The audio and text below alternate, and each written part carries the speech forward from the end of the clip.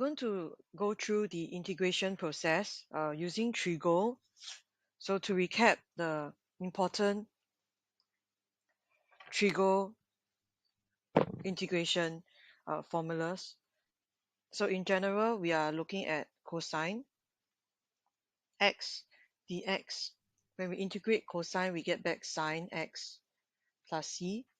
And when we integrate sine x dx, we get negative cosine x plus c. And when we integrate secant square x dx, we get back tangent x plus c. Now these are the basic integration, but you need to take note that if x is not just x, then we will have to differentiate the x term itself.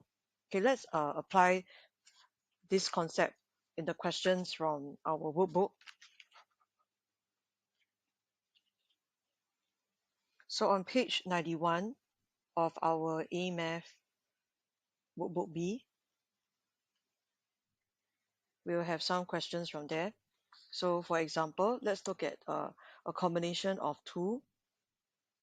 So if we are to integrate question 1a, sine x plus 5 cosine x dx, we will integrate them one by one. So you actually can, if as long as it's a plus and not a times, so it will be cosine,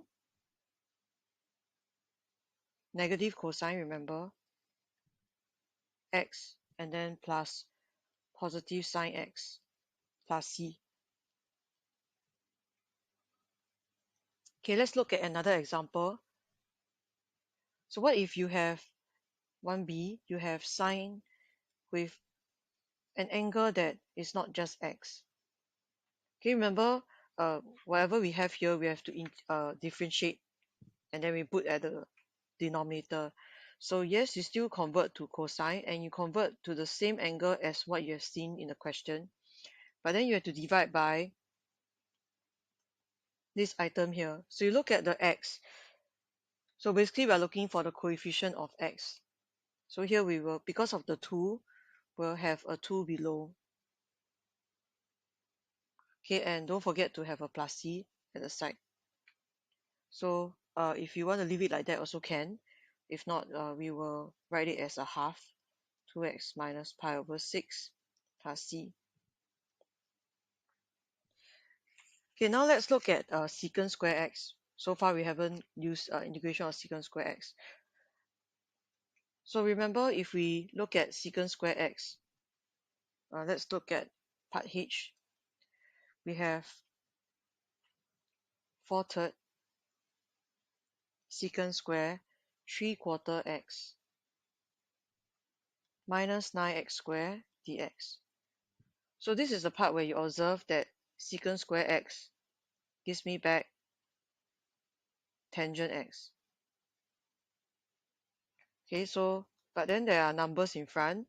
So the 4/3 is always written in front. It doesn't go through the integration process. Then it will be tangent 3/4 x, exactly the same. But remember, divide the entire thing by the coefficient of x, which is 3/4.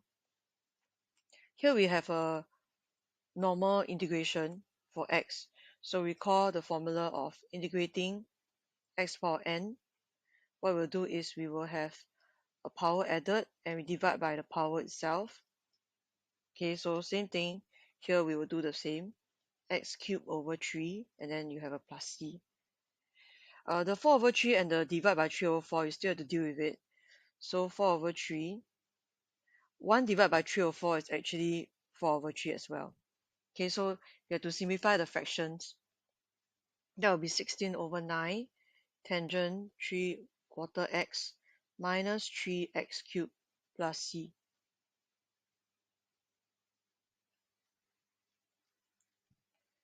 Okay, now we just continue to practice different integration of Trigo. So we're going to look at the harder ones.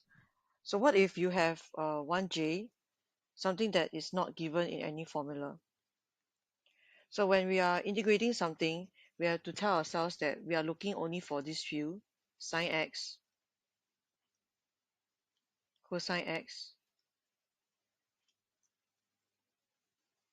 and secant square x. So there is no formula for tangent. Now, because there's no formula for tangent, you need to look at identities. So recall identity that secant square x is related to tangent. 1 plus tangent square x gives you secant square x. Okay, you might want to revise your trigo so that you can deal with integration and differentiation of trigo. So here we will convert this to bring the 1 over. So it's actually secant square x minus 1 before we can integrate. So integrating secant square x, we get tangent x. Integrating 1, we get negative x. And integrating x, we get negative x squared over 2 plus c. Okay, let's continue with a few more cases.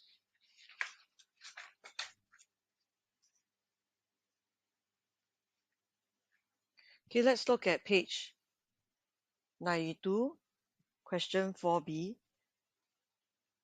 So we have sine square 5x plus cosine square 5x.